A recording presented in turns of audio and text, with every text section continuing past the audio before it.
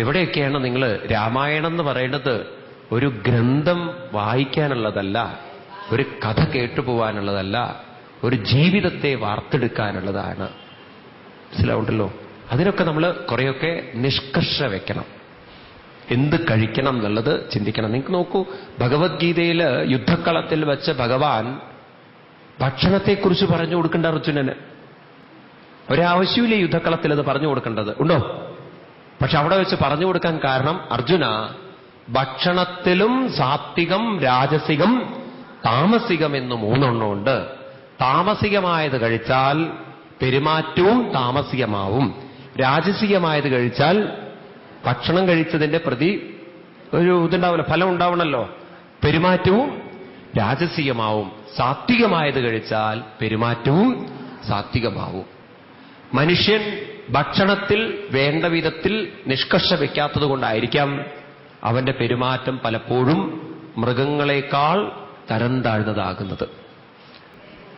അതുകൊണ്ട് നമ്മളുണ്ടല്ലോ 3 കാര്യങ്ങൾ കൂടുതൽ ശ്രദ്ധിക്കണം. ഈ 3 എന്ന് പറയുന്നത് നമ്മളെ ശ്രദ്ധിക്കാൻ വേണ്ടിയിട്ടാണ്. എന്താണത്രേ? ഭക്ഷണത്തിൽ 3 കാര്യങ്ങൾ. ഭക്ഷണത്തിന് 3 ദോഷങ്ങളുണ്ട് എന്നാണ് പറയുന്നത്. എന്തൊക്കെയാണത്രേ? 1 ഗുണദോഷം എന്ന് പറയും, 2 നിമിത്തദോഷം എന്ന് പറയും, 3 ആശ്രയദോഷം എന്ന് പറയും. എന്താ ഗുണദോഷം എന്ന് പറഞ്ഞാൽ, നമ്മുടെ ശരീരത്തിന്റെ ഗുണത്തിന് ചേരാത്ത ഭക്ഷണം നമ്മൾ കഴിച്ചാൽ അത് ദോഷമായി തീരും. ഉദാഹരണത്തിന്, എനിക്ക് ചിലത് ഇഷ്ടമല്ലെങ്കിൽ ആ ഇഷ്ടമല്ലാത്തത്, ചിലർക്ക് ചില ഭക്ഷണം ഇഷ്ടമുണ്ടാവില്ല. എന്റെ കുട്ടിക്കാലത്ത് ഞാൻ ഏതൊരു ജീവിത ചിട്ടയാണ് സ്വീകരിച്ചിരിക്കുന്നത്, അതിന് വിരുദ്ധമായൊരു ഗുണമുള്ള ഭക്ഷണം എനിക്ക് വന്നാൽ, ഞാൻ കഴിച്ചാൽ അതെന്റെ ശരീരത്തിന് ദോഷം ചെയ്തു എന്ന് വരും. അപ്പൊ ഗുണദോഷം, അതിന് ഒരുപാട് അർത്ഥങ്ങളുണ്ട്. ഗുണം എന്നുള്ളതിന് 1, സമയത്തിൻ്റെ ഉള്ളിൽ കഴിച്ചിട്ടില്ലെങ്കിൽ ഗുണദോഷം വരും. ഓരോ ഭക്ഷണത്തിനും ഇത്ര സമയം ആയുസുള്ളൂ എന്നുണ്ട്. അപ്പൊ അതിൻ്റെ ഉള്ളിൽ തന്നെ വേണം അതിനെ. പണ്ടുള്ളവരതിനെ പറയുക യാമം എന്നാ വിളിക്കുക. 3 യാമം കഴിഞ്ഞാൽ ഒരു ഭക്ഷണം ചീത്തയാവുക, കഴിക്കരുതെന്നാണ്. അപ്പൊ നമുക്ക് യാമം പിടിച്ചു നിർത്താൻ വേണ്ടിയിട്ടാണ് ഏത് കണ്ടുപിടിച്ചത്? ഫ്രിഡ്ജ് കണ്ടുപിടിച്ചത്. യാമാതീതനാണ്. പക്ഷെ അത് കഴിച്ചവരൊക്കെ യമന്റെ കയ്യിലുമാണ്. യാമത്തെ തെറ്റിച്ചു കഴിഞ്ഞാൽ യമൻ പിടിക്കും. യമൻ എന്ന് പറഞ്ഞാൽ കാലൻ. അതാണത്. ഇപ്പൊ ഗുണദോഷം, ചില ഭക്ഷണങ്ങൾക്കൊക്കെ നമ്മളിൽ ദോഷം വരുത്താൻ സാധിക്കും. ഉദാഹരണത്തിന്, നിങ്ങൾ ആയുർവേദത്തിന്റെ ചിന്തയിലൂടെ ചിന്തിക്കുകയാണെങ്കിൽ, ശാരീരികമായി അധ്വാനം കുറവുള്ളവരാണെങ്കിൽ ഉഴുന്ന് കുറയ്ക്കണം എന്നാണ്. കാരണം അത് നമ്മളിൽ തമോ ഗുണമുണ്ടാക്കുന്നതാണ്. ഉഴുന്ന് സാധനങ്ങളൊക്കെ തമോ ഗുണം വർദ്ധിപ്പിക്കും. ശാരീരികമായ അധ്വാനം കുറവുള്ളവര്, വളരെ ശാരീരികമായ അധ്വാനം ഇല്ലാത്തവര്, അങ്ങനെയുള്ളവര് ചില സാധനങ്ങളൊക്കെ ഉപേക്ഷിക്കുന്നത് അവരുടെ ശരീരത്തിന് നല്ലതാണ്. കൂടുതൽ കൊഴുപ്പുള്ളത്, എന്താണ് അങ്ങനെയൊക്കെയുള്ള സാധനങ്ങളുണ്ടല്ലോ, നോൺ വെജിറ്റേറിയൻ, അതുപോലെ മുട്ട, ഇത്തരം സാധനങ്ങളൊക്കെ, പാല് കൂടുതൽ കഴിക്കുന്നത്, ഇതൊക്കെ ഇന്ന് ഡോക്ടർ പറയും കഴിച്ചോളൂ എന്ന്. ആര് കഴിക്കണം? കുറച്ചൊക്കെ ശാരീരികമായി അധ്വാനമുള്ളവരാണെങ്കിൽ ആ ഫാറ്റിനെ ശരീരത്തിൽ നിന്നും മാറ്റിയെടുക്കാൻ സിസ്റ്റം ഭഗവാൻ വെച്ചിട്ടുണ്ട്. പക്ഷെ നമ്മൾ ശാരീരികമായി പ്രവർത്തിച്ചിട്ടില്ലെങ്കിൽ, ആ സിസ്റ്റം വേണ്ടതുപോലെ പ്രവർത്തിക്കില്ലെങ്കിൽ നമ്മുടെ ശരീരത്തിൽ അതെല്ലാം കുമിഞ്ഞുകൂടി പിന്നീടത് സിസ്റ്റങ്ങളെ താളം തെറ്റിക്കും. മനസ്സിലാവുന്നുണ്ടല്ലോ? അപ്പൊ ഈ ഫാറ്റ് കൂടുന്ന സമയത്തുണ്ടാകുന്ന രോഗങ്ങൾ ഓരോരുത്തരും അനുഭവിക്കണം. നമ്മളാണെങ്കിലോ ഇപ്പൊ പുതിയ ടെക്നോളജി കണ്ടെത്തിയിട്ടുണ്ട്. എത്ര വേണമെങ്കിലും വെട്ടി വിഴുങ്ങിക്കോളൂ, യോഗാ സെന്ററിൽ പോയി ശ്വാസം പിടിച്ചോളൂ. എന്നിട്ട് ഇന്നത്തെ ജീവിതത്തിനനുസരിച്ച് ഫുഡ് നാം മാറ്റിക്കൊള്ളണം. അപ്പൊ 1 ഗുണദോഷം എന്ന് പറയും. 2 നിമിത്തദോഷം എന്ന് പറയും. നിമിത്തം എന്ന് പറഞ്ഞാൽ, നാം ഒരു ഭക്ഷണം കഴിക്കുന്ന സമയത്ത് എന്തെങ്കിലും അശകുനമായിട്ടുള്ള നിമിത്തം കാണുമ്പോൾ നമ്മുടെ ബ്രെയിനിലൊരു എൻസൈം ഉണ്ടാക്കുന്നുണ്ട്, ഒരു വിഷാംശം ഉൽപ്പാദിപ്പിക്കും.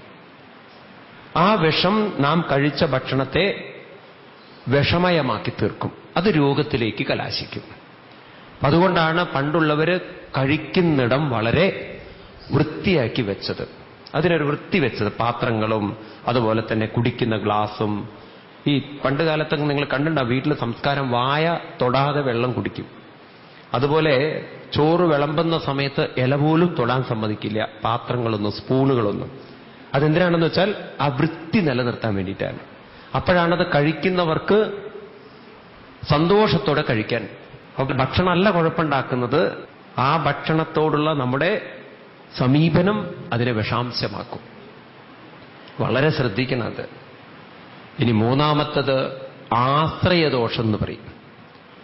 ആശ്രയദോഷം എന്ന് പറഞ്ഞാൽ ഏതൊരു വ്യക്തിയാണോ ഭക്ഷണം ഉണ്ടാക്കുന്നത് അയാളുടെ ചിന്തകൾ ഭക്ഷണത്തെ സ്വാധീനിക്കുന്നു പറയുകയാണ്. അപ്പോ നല്ല ചിന്തകളില്ലാത്തവൻ ഭക്ഷണമുണ്ടാക്കിയാൽ അവന്റെ ചിന്ത ആരെയും ബാധിക്കും? ഭക്ഷണത്തിനെയും ഭക്ഷണം കഴിക്കുന്നവരെയും ബാധിക്കും. ഇതൊക്കെ നിങ്ങൾ വിഡ്ഢിത്താന്നൊന്നും വിചാരിക്കണ്ട. കണ്ണൂരിൽ ഒരു ക്രിസ്ത്യൻ ഫാദർ അദ്ദേഹം ഒരു റിസർച്ച് നടത്തിയതിനെക്കുറിച്ച്. ആ റിസർച്ചിൽ അദ്ദേഹം ഗവേഷണം നടത്തിയത് ഇതാണ്: ഭക്ഷണം ഉണ്ടാക്കുന്നവരുടെ ആ മാനസിക വ്യവസ്ഥിതി ഭക്ഷണത്തെ സ്വാധീനിക്കുന്നുണ്ടോ എന്ന്.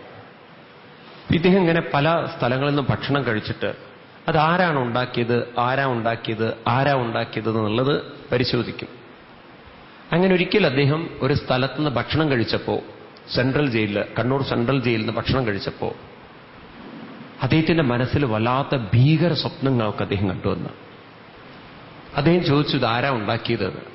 അപ്പൊ ഈ ജയിലിൽ ഭക്ഷണം വെക്കാൻ ഒരാളെ വെച്ചിട്ടുണ്ടെങ്കിലും ഹെൽപ്പ് ചെയ്യാൻ വേണ്ടിയിട്ട് ജയിൽ പുള്ളികളെ തന്നെ സഹായത്തിന് വിളിക്കുക. അന്ന് സഹായത്തിന് വിളിച്ച ആള്, ഈ ഭക്ഷണം പ്രിപ്പയർ ചെയ്യാൻ കൂടിയ ആള് 7 കൊലപാതകങ്ങൾ കഴിഞ്ഞിട്ട് വന്ന ആളാണ്. അതിൽ കൊന്നതിൽ ഒരാൾ വിട്ടുപോയി അത്രേ. അയാളെയും കൂടി കൊല്ലാനുള്ള പ്രതികാരം ഉള്ളിൽ വെക്കുന്ന ആളെയാണ് ഇവര് അന്ന് ഭക്ഷണം വെക്കാൻ കൊണ്ടുവന്നത്. അങ്ങനൊരു ഇത് കേട്ടിട്ടുണ്ട്. അപ്പോ ആ ഒരു കൊലയാളിയുടെ മാനസികമായ ചിന്തകള് ഇയാളെ സ്വാധീനിച്ചിട്ടുണ്ട് എന്നാണ് പറയുന്നത്, സ്വാധീനിക്കുന്ന പറയുന്നത്. ഇതുകൊണ്ടായിരിക്കാം ഭഗവാൻ ശ്രീകൃഷ്ണൻ ഗുരുവിനോട് മാതൃഹസ്തേന ഭോജനം എന്ന് പറഞ്ഞത്. അതെന്താ കാരണം? ഒരമ്മയുടെ മനസ്സിൽ ഒരിക്കലും വേണ്ടാത്ത ചിന്തകൾ കടന്നു വരില്ല. ഇപ്പൊ നോക്കൂ, നമ്മുടെ വീട്ടിൽ നിന്ന് ഭക്ഷണം കഴിക്കണമെന്ന് പണ്ടുള്ളവർ നിഷ്കർഷിക്കാൻ ഇതാണ് കാരണം. നമ്മുടെ ബന്ധു വീട്ടിൽ നിന്നേ കഴിക്കാവോ? നിങ്ങളൊക്കെ കുട്ടിക്കാലത്ത് കേട്ടിട്ടുണ്ടാവും, അന്യരുടെ വീട്ടിൽ നിന്ന് കഴിയുന്നതും ഭക്ഷണം കഴിക്കരുതെന്നൊക്കെ പറയാൻ കാരണം കുറെ കയ്പവും ശുദ്ധവും അല്ലത്. അത് പറയാനുള്ളൊരു കാരണം മറ്റുള്ളവരുടെ മനോവികാരങ്ങൾ ഉത്കൃഷ്ടമല്ലെങ്കിൽ അത് കഴിക്കുന്നവനെയും സ്വാധീനിക്കും. വിവേകാനന്ദ സ്വാമികളും പറയുന്നുണ്ട് ഇതിനെക്കുറിച്ച്. ഒരിക്കലൊരു സ്ത്രീയുടെ കയ്യിൽ നിന്നും ഭക്ഷണം വാങ്ങിച്ചിട്ട് അന്ന് അദ്ദേഹം കുറെ ഈ കാമചിന്തകളൊക്കെ അദ്ദേഹത്തിന്റെ മനസ്സിലേക്ക് വന്നു എന്നാണ്. അപ്പൊ അതിനെക്കുറിച്ച് അന്വേഷിച്ച് നോക്കിയപ്പം ആ ഭക്ഷണം ഉണ്ടാക്കിയതൊരു വേശ്യയായിരുന്നു എന്നാണ്. അപ്പൊ അവളുടെ ഉള്ളിലുള്ള ആ കാമചിന്ത അത് കഴിച്ച വ്യക്തിയെയും സ്വാധീനിച്ചു എന്നാണ്. അപ്പൊ ഇന്ന് ഹോട്ടലിൽ നിന്നൊക്കെ ഭക്ഷണം കഴിക്കുന്ന സമയത്തുണ്ടല്ലോ, എങ്ങനെയൊക്കെയുള്ള വിചാരങ്ങളുള്ളതാണത് വെക്കുന്നത് എന്നുള്ളത് വളരെ വളരെ വളരെ നമുക്കിന്ന് അപകടകരമായിരിക്കണോ. നമ്മുടെ വീടുകളിലുണ്ടല്ലോ, അടുക്കളയൊക്കെ കരുതിയിരുന്നത് ഒരു പൂജാമുറിയെപ്പോലെ തന്നെയാണ്. കുളിക്കാതെയൊന്നും പണ്ടുള്ളവർ അതിൻ്റെ അകത്തേക്ക് കയറുകയിരുന്നില്ല. അത്ര ഒരു ഉത്കൃഷ്ടമായ സ്ഥലമായിട്ടാണ് കണക്കാക്കിയത്. ഇന്നിപ്പോൾ അതൊന്നൊക്കെ എത്ര വ്യത്യാസം വന്ന് നമുക്ക് നോക്കൂ. അതുകൊണ്ട് തന്നെ മനുഷ്യന്റെ മനസ്സിലും പെരുമാറ്റത്തിലൊക്കെ മാറ്റങ്ങൾ വന്നത്. അപ്പോ തുടങ്ങേണ്ടത് ആഹാരത്തിൽ നിന്നാണ്. പൂർവികർ അവിടെ നിന്നാണ് തുടങ്ങുന്നത്. ആഹാരശുദ്ധോ സത്വശുദ്ധി എന്നാണ്. ആഹാരം ശുദ്ധമായാൽ നമ്മുടെ ശരീരവും മനസ്സും ശുദ്ധമായി. അപ്പോ ഗുണദോഷം, നിമിത്തദോഷം, ആശ്രയദോഷം. അതിലേറ്റവും പ്രധാനമാണ് ഏത്? ആശ്രയദോഷം. ആരാണ് ഭക്ഷണം ഉണ്ടാക്കുന്നത്? നമ്മുടെ വീടുകളിലും അമ്മമാര് ഭക്ഷണം വയ്ക്കാൻ കാരണം അമ്മയുടെ ഉള്ളിലും ഉദാത്തമായ, ഉത്കൃഷ്ടമായ, ശ്രേഷ്ഠമായ വിചാരങ്ങളും വികാരങ്ങളെ വരികയുള്ളൂ. അല്ലാതെ അതിന്റെ പിന്നിൽ വേറൊരു സ്വാർത്ഥ വിചാരം ഉണ്ടാവില്ല. അത് നമ്മൾ വളരെയധികം നിഷ്കർഷിച്ച് നമ്മുടെ കുട്ടികളെയൊക്കെ വളർത്തിയെടുത്താൽ ഹോട്ടൽ സംസ്കാരത്തിൽ നിന്നും മാതൃഹസ്തേന ഭോജനം, ഈ സംസ്കാരത്തിലേക്ക് കുട്ടികളെ കൊണ്ടുവരണം. ഇന്നാണെങ്കിൽ അച്ഛനും അമ്മയും വീട്ടിലില്ലെങ്കിൽ കുട്ടികൾക്ക് പരമാനന്ദമാണ്. കാരണം അത്രയും ദിവസം ഹോട്ടലിൽ നിന്ന് കഴിക്കാലോ എന്നുള്ള സന്തോഷത്തിൽ അവരിയ്ക്കുന്നത്. ചില ഹോട്ടലിൽ കയറിയാൽ തന്നെ ചോദിക്കുന്നത് എത്ര ദിവസം പഴക്കമുണ്ട് എന്നുള്ളത്. ഇന്നത്തെ മോഡേൺ ഫുഡൊക്കെ ഉണ്ടല്ലോ, ഈ ബർണറിൽ ഇങ്ങനെ കത്തിക്കൊണ്ടേയിരിക്കും. ആ കറികളൊക്കെ വരുന്നതിനനുസരിച്ച് അപ്പം കൂട്ടി അത് എത്ര ദിവസം കത്തും, എങ്ങനെയൊക്കെ ആർക്കറിയാൻ പറ്റും? രാവിലെ മുതൽ ഇങ്ങനെ അവര് കണ്ടിട്ടില്ലേ, ആളുകളുടെ മുന്നിൽ വെച്ചിട്ടാണല്ലോ അതൊക്കെ പ്രിപ്പയർ ചെയ്ത് കൊടുക്കുന്നത്. അത്രത്തോളം നമ്മുടെ ഈ ആഹാരാദി കാര്യങ്ങളിൽ മനുഷ്യൻ നാവിന്റെ രുചി ആണ് ജീവിതം എന്ന് കരുതി, ഭക്ഷണം എന്ന് കരുതി രോഗങ്ങൾക്കായി തന്നെ സമർപ്പിച്ചു. അതുകൊണ്ട് കുട്ടികളെയൊക്കെ വളരെയധികം നിങ്ങൾ ശ്രദ്ധിക്കൂ. ആധ്യാത്മികത തുടങ്ങേണ്ടത് ആഹാരത്തിൽ നിന്നാണ്. അത് ഉണ്ടാക്കുന്ന ആളുടെ വികാര വിചാരം കുട്ടികളെ സ്വാധീനിക്കും. അത് നല്ല വികാര വിചാരങ്ങൾ ഉണ്ടാക്കുകയാണെങ്കിൽ അവരിലും അത്തരത്തിലുള്ള ഉത്കൃഷ്ടമായ വികാര വിചാരങ്ങൾ വന്നേ പറ്റുള്ളൂ. ഇതാണ് ഫുഡിന്റെ കാര്യം. രണ്ടാമത്തത് മനസ്സാണെന്ന് പറയണം. മനസ്സ് നല്ലത് ചിന്തിക്കുന്നതും പ്രവർത്തിക്കുന്നതും ഒക്കെ, ആ മനസ്സ് അതിന്റെ ലക്ഷ്യം മനസ്സിലാക്കി ജീവിക്കുമ്പോഴാണ്. അപ്പൊ മനസ്സിന് ലക്ഷ്യം മനസ്സിലാവണമെങ്കിൽ നമ്മുടെ ബുദ്ധി കൊണ്ട് എപ്പോഴും നല്ലവരുമായിട്ട് ഒരു സംഘമുണ്ടെങ്കിൽ, സജ്ജനങ്ങളുമായിട്ടുള്ള സംഘമുണ്ടെങ്കിൽ, ഞാൻ പറഞ്ഞില്ലേ യോഗം എന്ന് പറഞ്ഞില്ലേ, നല്ലൊരു ഗുരുവിന്റെ അടുത്ത് നമ്മൾ എത്തിപ്പെട്ടാൽ ഇതാണ് നിന്റെ ജീവിതത്തിന്റെ ഉദ്ദേശ്യം എന്ന് മനസ്സിലാക്കിയാൽ മനസ്സ് വേണ്ടാത്തത് ചിന്തിക്കുന്നതിനെ പിടിച്ചു നിർത്താൻ സാധിക്കും. അപ്പൊ മനസ്സിന്റെ 3 വികാരങ്ങളെ നമ്മൾ നിയന്ത്രിക്കണം എന്നാണ്. ഒന്നാമത്തത് ക്രോധം എന്ന വികാരം. അതൊരു മനുഷ്യനെ അധപ്പതിപ്പിക്കാൻ എളുപ്പം സാധിക്കും. ക്രോധത്തിന് നമ്മളെ നശിപ്പിക്കാൻ പറ്റും. അതുകൊണ്ട് കഴിയുന്നതും വിവേകമുള്ളവൻ എന്തിനെ നിയന്ത്രിക്കണം? ക്രോധത്തെ നിയന്ത്രിക്കണം.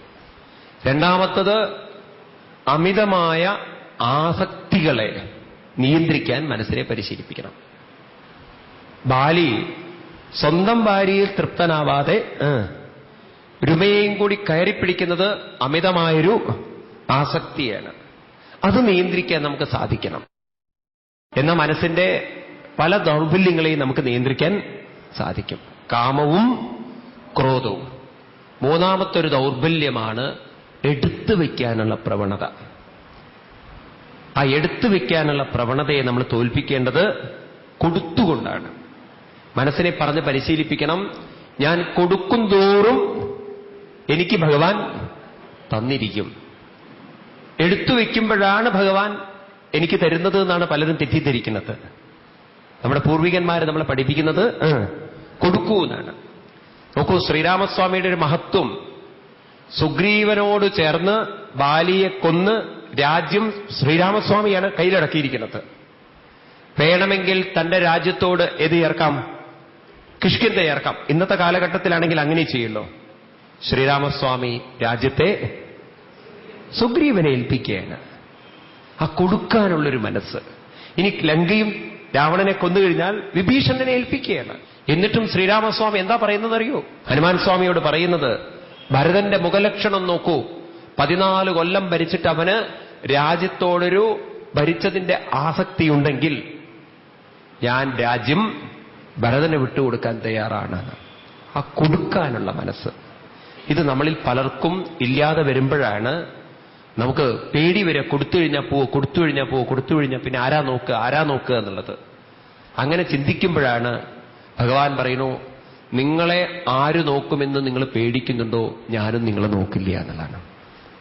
നേരെ മറിച്ച് നമ്മളെ തന്നെ അങ്ങോട്ട് അങ്ങ് നോക്കിക്കോളൂ, അങ്ങയുടെ ധർമ്മമാണ്. അതെങ്കിൽ അത് എറിഞ്ഞു കൊടുക്കാൻ നമുക്ക് തയ്യാറാവണം നമ്മളെ തന്നെ.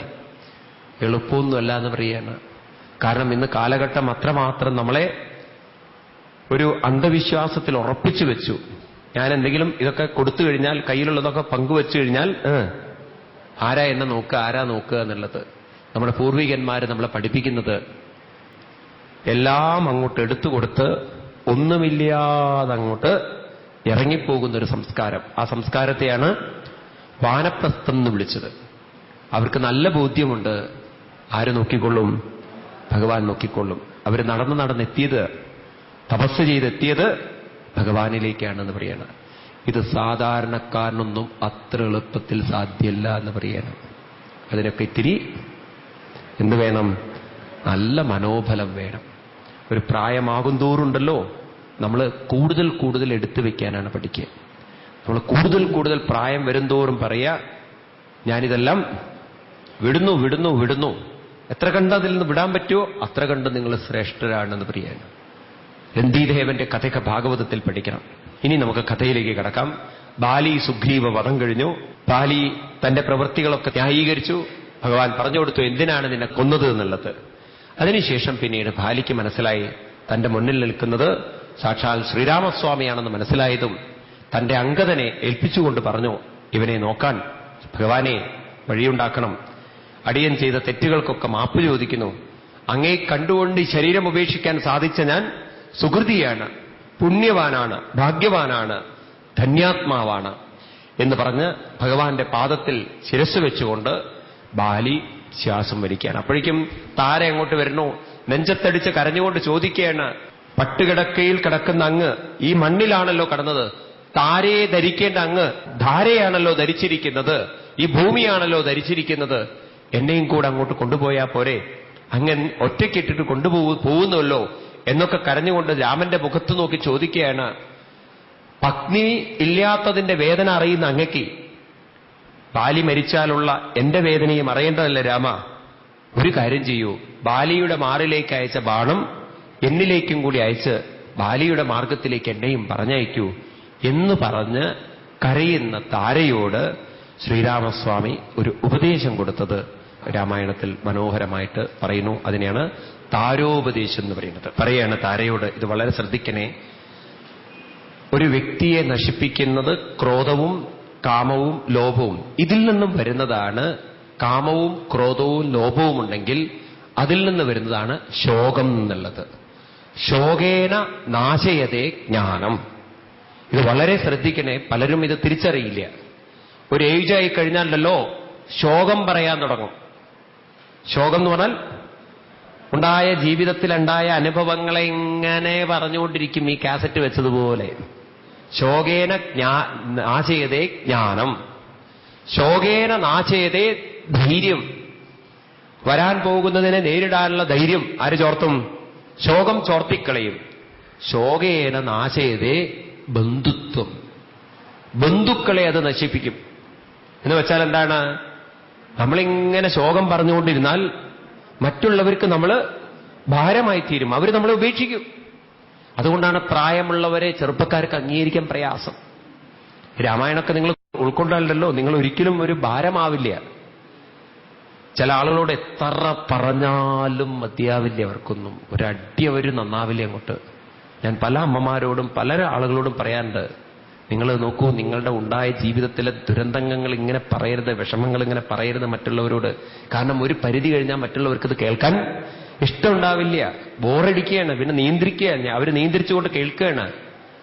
എല്ലാവർക്കും ജീവിതത്തിൽ അവരവരുടേതായിട്ടുള്ള വിഷമങ്ങളും ബുദ്ധിമുട്ടുകളും ഉണ്ട്. നാലും തുടങ്ങും. എൻ്റെ കുട്ടിക്കാലത്ത് ഞാൻ എത്ര കഷ്ടപ്പെട്ടിട്ടുണ്ടെന്നറിയോ, ഞാൻ എത്ര പ്രയാസപ്പെട്ടിട്ടുണ്ടെന്നറിയോ, ഞാൻ എത്ര കഷ്ടപ്പെട്ടിട്ടാ പ്രസവിച്ചതെന്ന്. ലോകത്തിൽ ആരും പ്രസവിക്കാത്ത പോലെ ഞാൻ 10 പ്രസവിച്ചിട്ടുണ്ട് എന്ന്.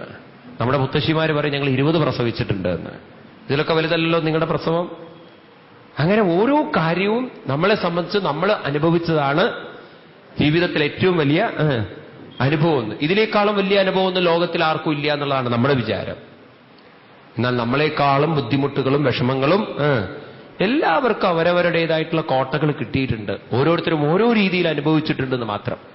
ചിലവർ ഭക്ഷണത്തിൽ ദാരിദ്ര്യം അനുഭവിച്ചിട്ടുണ്ട്, സമ്പത്തിൽ ദാരിദ്ര്യം അനുഭവിച്ചിട്ടുണ്ട്, സ്നേഹത്തിൽ ദാരിദ്ര്യം അനുഭവിച്ചിട്ടുണ്ട്. പല വിധത്തിലും പലരും പല അനുഭവങ്ങൾ അനുഭവിച്ചിട്ടുണ്ട്. അതുകൊണ്ട് മനസ്സിലാക്കേണ്ടത് ശോകേന നാശയതേ ബന്ധുത്വം. ഞാൻ എൻ്റെ ശോകങ്ങൾ പറഞ്ഞുകൊണ്ടിരുന്നാൽ എനിക്ക് എൻ്റെ ബന്ധുക്കളെ നഷ്ടപ്പെടും. ഞാനിതെന്താ നിങ്ങളോട് പറയാൻ കാരണം എന്നറിയോ? ഞാൻ പല സമയത്തുണ്ടല്ലോ പല യാത്രകളിലേക്ക് പോകുമ്പോൾ എൻ്റെ പേഴ്സണൽ അനുഭവം നിങ്ങളോട് പറയുകയാണ്. നിങ്ങളെല്ലാവരും കെയർഫുൾ ആയിരിക്കണം. ഞാൻ പല സമയത്ത് റൂമുകൾ അലോട്ട് ചെയ്യും ആൾക്കാർക്ക് വേണ്ടിയിട്ട്.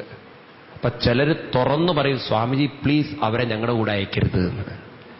ഇത് എനിക്ക് കേൾക്കുമ്പോൾ ഉണ്ടാവുന്നൊരു വിഷമം ഞാൻ അവരോട് പറയുമ്പോൾ എത്ര ഉണ്ടാവണം?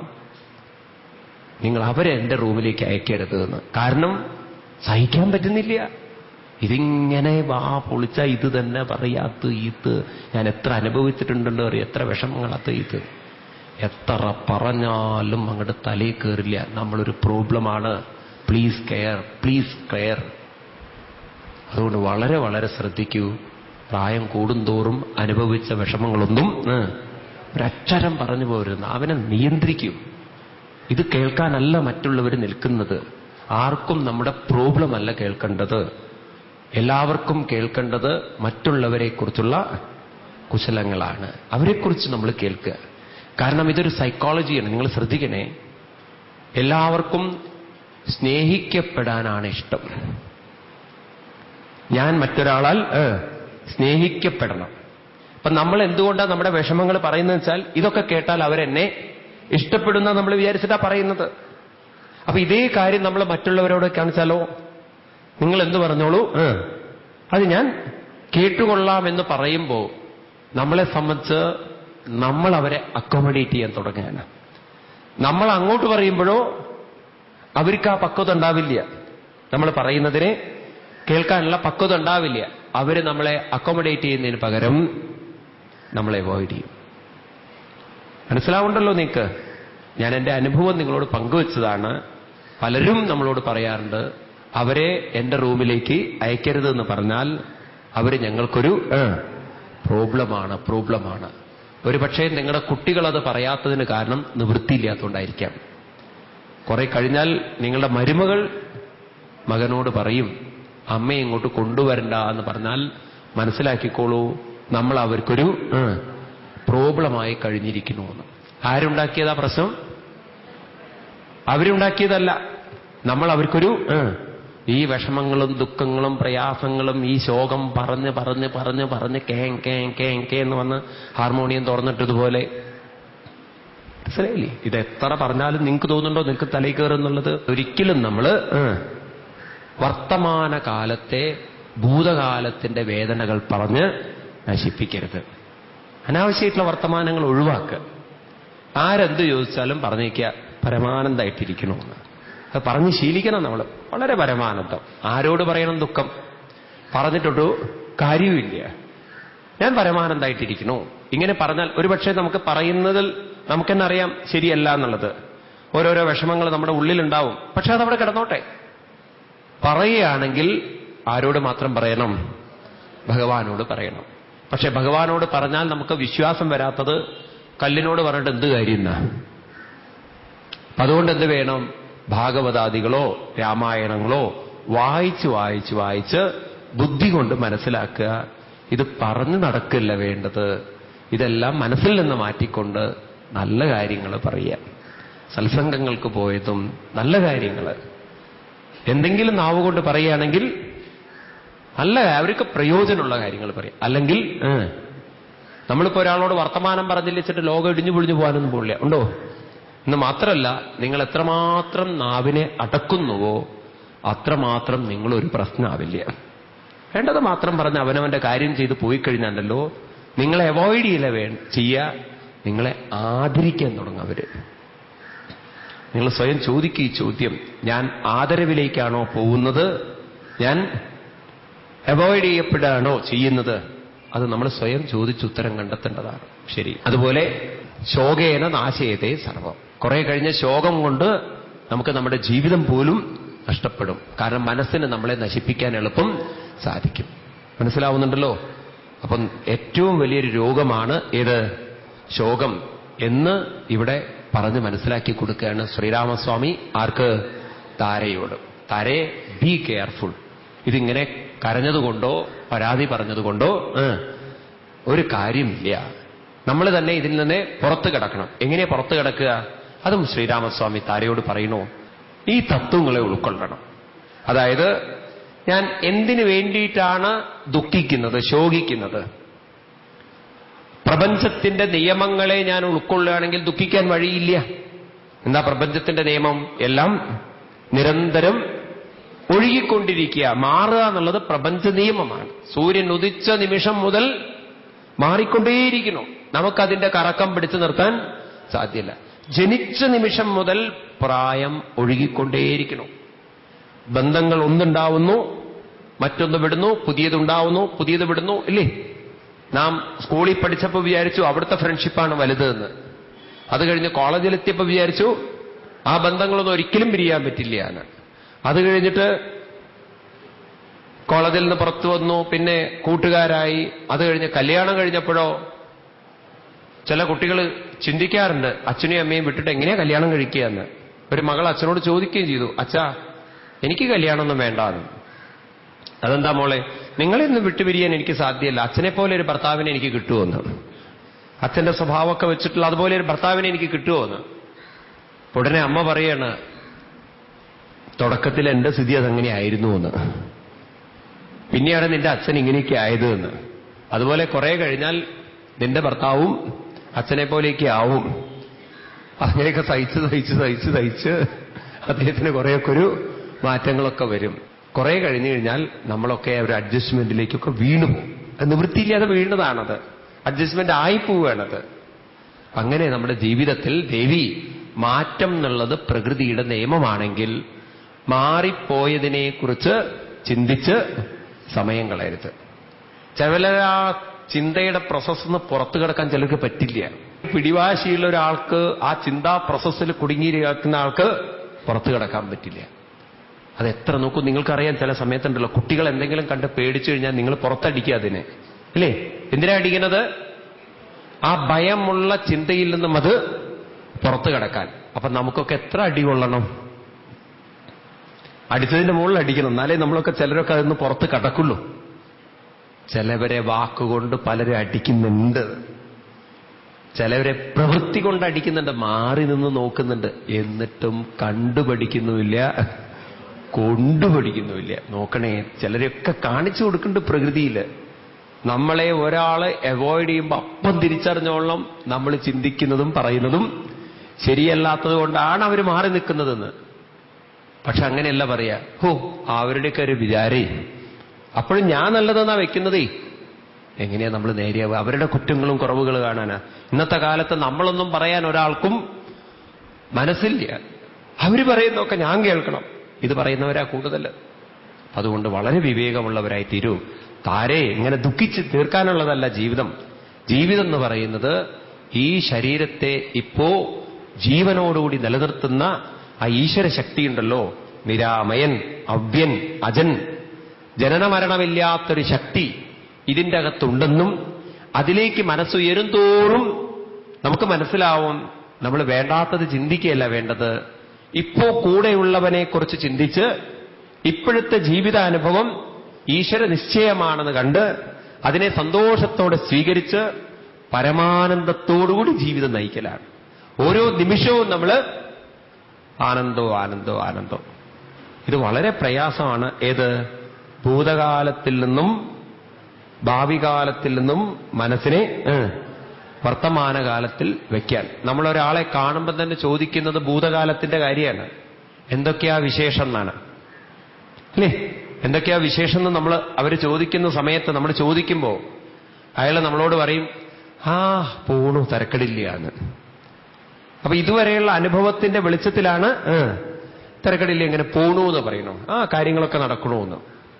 അത് കേൾക്കുമ്പോൾ നമുക്കൊരു സന്തോഷ. എന്താണ്? നമ്മളെക്കാളും വലിയ സന്തോഷമൊന്നും അവർക്കില്ലല്ലോ എന്നുള്ളത്. ആ ഒരു സന്തോഷം നമുക്കുമുണ്ട്. ഇനി അവരെങ്ങാനും പറയാ ഒന്നും പറയണ്ട എന്ന് പറഞ്ഞ് മൂക്കൊലിക്കാൻ തുടങ്ങിക്കഴിഞ്ഞാൽ അപ്പൊ നമുക്ക് അതിലേറെ സന്തോഷം. ഓ അനുഭവിക്കട്ടെ, ഇത്രയൊന്നും എനിക്കില്ലല്ലോ എന്ന്. നോക്കണേ, അയാളുടെ ദുഃഖം നമുക്ക് വലിയ സന്തോഷമാണ്. എന്നാൽ നിങ്ങളൊരു വ്യക്തിയോടുണ്ടല്ലോ കുശലം ചോദിക്കുന്ന സമയത്ത്, എന്താ വിശേഷം എന്ന് ചോദിക്കുന്ന സമയത്ത് അയാൾ പറയാണ് പരമാനന്ദമായിട്ടിരിക്കണമെന്ന് പറഞ്ഞാൽ ഉടനെ അയാൾ എന്താ പറയാ അറിയോ? എന്നാ ശരി കേട്ടോ, പിന്നെ കാണാമെന്ന്. കാരണം അയാൾക്കതില്ല, അയാൾക്ക് പിന്നെ ഒന്നും പറയാൻ പറ്റില്ല. കാരണം അയാളെക്കാളും ആനന്ദം നിങ്ങൾക്കുണ്ടെന്ന് പറഞ്ഞു കഴിഞ്ഞാൽ പിന്നെ ഒരു വർത്തമാനത്തിന് ഇടയില്ല അവിടെ. അയാൾ സ്ഥലം വിടും അവിടുന്ന്. മനസ്സിലാവുന്നുണ്ടല്ലോ? ഇത് പറയൽ അത്ര എളുപ്പമല്ല. നിങ്ങളൊന്ന് പറഞ്ഞ് പരിശീലിച്ചു നോക്കൂ. ആരെന്ത് ചോദിച്ചാലും പരമാനന്ദമായിട്ടിരിക്കണം. അത് പറയുന്നതിലുണ്ട് കേട്ടോ കാര്യം. അതുകൊണ്ട് പ്രധാനം പരമാനന്ദമായിട്ടിരിക്കണമെന്ന് ഞാൻ പറഞ്ഞത് നിങ്ങൾ ബൈഹാർട്ട് പഠിച്ചിട്ട് കാര്യമില്ല. നിങ്ങളുടെ ഉള്ളിൽ പറയണം. നിങ്ങളുടെ ഉള്ളിൽ വിഷമിച്ചിട്ട് ആ പരമാനന്ദമായിട്ടിരിക്കണോ സ്വാമി പറഞ്ഞിട്ട് ഇനിയിപ്പം അങ്ങനെ പറയാണ്ടിരിക്കണ്ട എന്ന് പറഞ്ഞിട്ട് ആരെയോ ബോധിപ്പിക്കാൻ വേണ്ടി പറയാൻ പരമാനന്ദമായിട്ടിരിക്കണമെന്ന് പറഞ്ഞിട്ടെന്താ കാര്യം? ചിരിപ്പിക്കുകയല്ല, ചിന്തിക്കൂ. അത് വരേണ്ടത് ഉള്ളിൽ നിന്ന് വരിക. പരമാനന്ദമായിട്ടിരിക്കും. എന്തുകൊണ്ട് പരമാനന്ദം? അതിന് ലോജിക്ക്, യുക്തി നമ്മൾ കാണണം. ഈ നിമിഷം എന്റെ കൂടെ ഭഗവാനുണ്ട്. അതുകൊണ്ട് ഞാൻ പരമാനന്ദമായിട്ടിരിക്കുന്നു. അപ്പം നമ്മുടെ വിഷമങ്ങളൊക്കെയോ അദ്ദേഹം നിശ്ചയിച്ചു, അത് ഞാൻ സ്വീകരിക്കണോ, ബസ് കഴിഞ്ഞു. ഈ രീതിയിൽ നമ്മൾ ഓരോ നിമിഷത്തെയും കാണാൻ തുടങ്ങിക്കഴിഞ്ഞാൽ ജീവിതം എന്നുള്ളത് രസകരമാണ്. അത് ആസ്വദിക്കാം, അത് അനുഭവിക്കാം. അതൊരു ശാപമാക്കി മാറ്റരുത്. അതുകൊണ്ട് ഇന്നു മുതൽ നിങ്ങൾ ദൃഢപ്രതിജ്ഞ ചെയ്യൂ, എന്റെ ശോകം ഞാൻ, വിഷമം ആരോടും പറയില്ല. ഇനി വല്ല അസുഖങ്ങളുണ്ട് വെച്ചാൽ ഡോക്ടറോട് പറയാന്നല്ലാതെ വേറൊരാളോട് പറഞ്ഞ് ഭൂതകാലത്തിന്റെ വർത്തമാനം പറഞ്ഞ് ഒരാളുടെ നല്ല സമയം നമ്മൾ നശിപ്പിക്കരുത്. ഒരാളോട് സംസാരിക്കുമ്പോണ്ടല്ലോ നമ്മൾ അയാളുടെ സമയമാണ് നശിപ്പിക്കുന്നത് എന്നുള്ള ബോധമുണ്ടാവുക. ഓരോരുത്തരുടെ ഈ സമയം വളരെ വിലപ്പെട്ടതാണ്. എന്തെങ്കിലും പറയുകയാണെങ്കിൽ നാം പറയുന്നത് കൊണ്ട് അവർക്ക് വല്ലതും പ്രയോജനം ഉണ്ടാവണം. നമ്മുടെ ദുഃഖങ്ങൾ പറഞ്ഞുകൊണ്ട് അയാൾക്ക് യാതൊരു പ്രയോജനവുമില്ല. നമ്മൾ നമ്മുടെ സമയം നശിപ്പിക്കുകയാണ്, അവരുടെ സമയവും നശിപ്പിക്കുകയാണ്. മനസ്സിലാവുന്നുണ്ടല്ലോ? ആധ്യാത്മികമായി നിങ്ങൾ ചിന്തിക്കും തോറും ഉത്തരവാദിത്വ ബോധം കൂടും നമുക്ക്. നമ്മൾ നമ്മളെയും നശിപ്പിക്കില്ല, നമ്മൾ മറ്റൊരാളെയും നശിപ്പിക്കില്ല. ഇതൊക്കെ വളരെ വളരെ വളരെ ശ്രദ്ധിക്കണം. ഒന്നും പറയാനില്ലേ, ഒരു ഭാഗത്തിരുന്ന് നാമം ജപിക്കുക. പ്രത്യേകിച്ച് വിശേഷമൊന്നുമില്ല. ഗുരുവായൂരപ്പന്റെ അനുഗ്രഹം കൊണ്ട് പരമാനന്ദമായി പോണു, എല്ലാം ഭംഗിയായി നടക്കണു. ഇത് പറഞ്ഞുകൊണ്ട് ടോപ്പിക് അവസാനിപ്പിക്കുക. ചിലരങ്ങനെയുണ്ട്, നാളെപ്പം മകൻ കല്യാണം കഴിച്ചുകൊണ്ടുവരുന്ന കുട്ടി അത് എന്നോട് എങ്ങനെയെങ്കിലും എന്തെങ്കിലും പറഞ്ഞു കഴിഞ്ഞാൽ പിന്നെ ഞാൻ എന്തായിരിക്കണം അവളോട് പറയുന്നത്? ഇവിടെ കല്യാണമേ കഴിഞ്ഞിട്ടില്ല. ഒരു വിഭാഗം ആളുകൾ ജീവിക്കുന്നുണ്ട്. അവരെന്നും ജീവിതം നാളെ നേരെയാവുമെന്ന് വിചാരിച്ചിട്ട് ഇന്നും ജീവിക്കില്ല, നാളെ നേരെയില്ലല്ലോ എന്നുള്ള ദുഃഖത്തിൽ അന്നും ജീവിക്കില്ല. അങ്ങനെയാവരുത് എന്ന് പറയാനാ. ഈ നിമിഷം നമ്മൾ പരമാനന്ദമായിട്ട് ജീവിക്കാൻ പഠിക്കൂ. ഇത് താരയ്ക്ക് പറഞ്ഞ് മനസ്സിലാക്കി കൊടുക്കണോ. ദേവി ഒരു സ്ഫടികത്തിന്റെ അടുത്ത് ചുവന്ന നിറത്തിലുള്ള വല്ലതും കൊണ്ടുവച്ചാൽ, അല്ലെങ്കിൽ ചുവന്ന നിറത്തിലുള്ള ഒരു പേപ്പറിൽ സ്ഫടികം കൊണ്ടുവച്ചാൽ ആ സ്ഫടികത്തിന്റെ നിറവും ചുവന്ന നിറവും. ഇതുപോലെയാണ് നമ്മുടെ മനസ്സ്. അതിൽ ഏത് തരത്തിലുള്ള ചിന്തയാണോ കടന്നു പോകുന്നത് ആ ചിന്തയ്ക്കനുസരിച്ചായിരിക്കും മനസ്സ്. അപ്പൊ ശോകമുള്ള ചിന്തകൾ മനസ്സിൽ വെച്ചാൽ മനസ്സ് ക്രമേണ ശോകത്തിലേക്ക് വീഴും. ദൈവീകമായ ചിന്തകളാണ് വെക്കുന്നതെങ്കിൽ മനസ്സ് ദൈവീകതയിലേക്ക് വരും. അപ്പൊ മനസ്സല്ല നമ്മളെ കുഴപ്പമുണ്ടാക്കുന്നത്. മനസ്സൊരു സ്ഫടികം പോലെയാണ്. ആ സ്ഫടികമായിരിക്കുന്ന മനസ്സിൽ ഏത് തരത്തിലുള്ള ചിന്തകളാണ് നമ്മൾ താലോലിപ്പിക്കുന്നത് എന്നനുസരിച്ചിരിക്കും. അതുകൊണ്ട് നമ്മൾ ഏറ്റവും കൂടുതൽ ചിന്തിക്കേണ്ടത് മനസ്സിലൂടെ കടന്നുപോകുന്ന ചിന്തകളെയാണ്. അനാവശ്യമായി ചിന്തിക്കാൻ ഒരിക്കലും മനസ്സിനെ അനുവദിക്കരുത്.